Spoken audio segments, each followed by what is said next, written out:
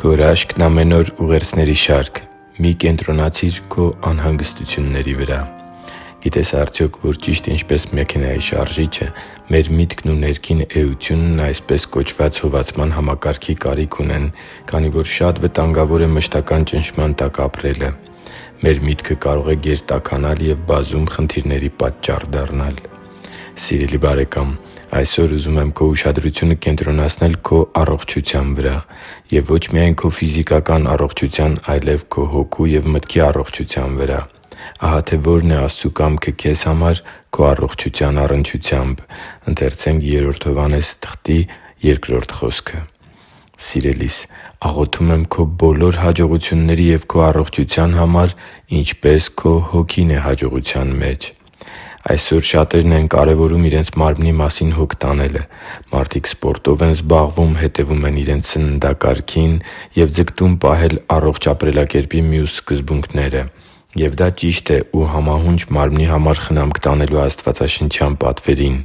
Այնուամենայնիվ, վերը բերված աստվածաշնչյան ճշմարտությունը մեզ սովորեցնում է, որ մարմնի առողջությունը մեծապես կախված է մարդու հոգու առողջությունից։ Իսկ երբևէ մտածե՞լ ես, որ ինչպես մարմնի համար ենք խնամք տանում, այնպես և գուցե ավելի շատ պետք է խնամք տանենք մեր մտքի համար։ Դու կարող ես այս աշխարհի չափանիշներով հաջողված մարդ լինել, ունենալ քո երազանքների աշխատանքն ու երազանքների աշխատավարձը, բանկային հաշիվ, որում շատ ավելի գումար կա, քան քո բոլոր ծախսերն են միասին վերցված, առողջ ու ճկուն մարմին, լավ մեքենա և այլն, սակայն եթե չունենաս առողջ միտք և առողջ հոգի, քեզ երբե՛ք ու երբե՛ք չի հաջողվի լիարժեք և երջանիկ կյանք ապրել։ Դու չես կարող միաժամանակ ունենալ դրական կյանք և բացասական մտածելակերպ, առողջ մարմին և հիվանդ միտք։ Դրանք անհամատեղելի են։ Աստծու համար թանկ ու սիրելի՛ զավակ, իսկ ինչո՞վ ես սնուցում քո միտքը։ Եթե ուզում ես առողջ միտք ու առողջ հոգի ունենալ, ապա պետք է աշխատես քո մտքերի վրա։ Կարո՞ղ եմ քեզ հետ կիսվել մի քանի պարզ խորհուրդներով։ Առաջին հերթին առանձնացրու քո բոլոր մտքերը, որոնք վախեր կամ անհանգստություններ են ծնում, և գրիր դրանք մի հոգևոր տետրի մեջ։ Դրանցից յուրաքանչյուրի կողքին գրիր համապատասխան աստվածաշնչյան խոստումներից մեկը։ Կարդա Աստվածաշունչ կամ դիմիր հոգևոր գիտելիքներ ունեցող մարդկանց օգնությանը։ Կարող ես նաև ինձ դիմել՝ հստակ նշելով քո մտքերը, որոնք անհանգստության ու տագնապի աղբյուր են դառնում։ Աստծու գրեթե յուրաքանչյուր խոստում ունի իր համապատասխան պայմանը։ Քննի՛ր քո կյանքն ու սկզբունքները՝ արդյոք դու բավարարո՞ւմ ես Աստծու տվյալ խոստումն ընդունելու պայմանին։ Եթե ոչ, ապա ապաշխարիր ու դարձի՛ր այդ խոստման ժառանգորդը։ Հաջորդ քայլը հետևյալն է՝ կենտրոնացի՛ր ոչ թե քո անհանգստությունների,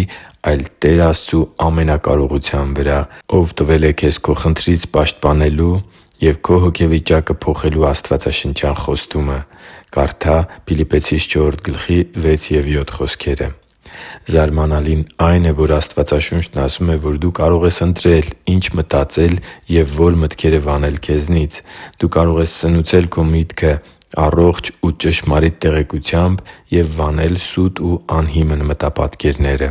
(տե՛ս Փիլիպպեցիս 4.8 խոսքը)։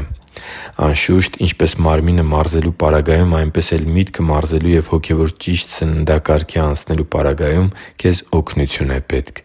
Ճիշտ հոգևոր առաջնորդը քեզ կօգնի իր խորհուրդներով և անհրաժեշտ վերահսկողությամբ։ Եվ այս ամենի մեջ ամենակարևորն այն է, որ քո հոգևոր ու մտային առողջությամբ ամենաշատը հետաքրքրված է քո երկնային Հայրը, Ով սիրում է քեզ և կամենում, որ ամեն բանի մեջ հաջող ու առողջ լինես, ինչպես քո հոգին է առողջ ու հաջողված։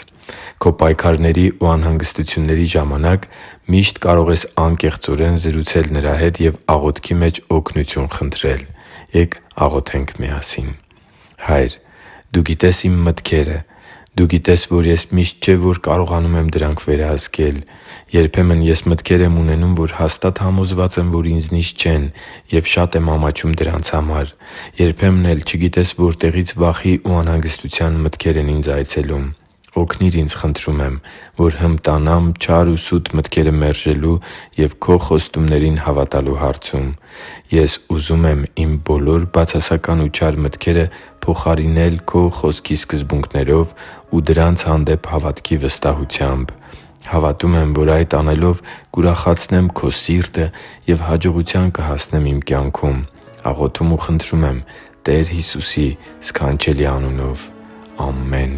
Վստահեցնում եմ, որ Աստծու կամքն է, որ դու առողջ լինես հոգեպես, ինչպես նաև մտավոր և զգացմունքային առումներով։ Հիշի՛ր, որ դու Աստծո հրաշքն ես, և Աստված սիրում է քեզ։ Շնորհակալ եմ, որ դու կա՛ս։ Սիրով և աղոթքով, Արման Մանուկյան։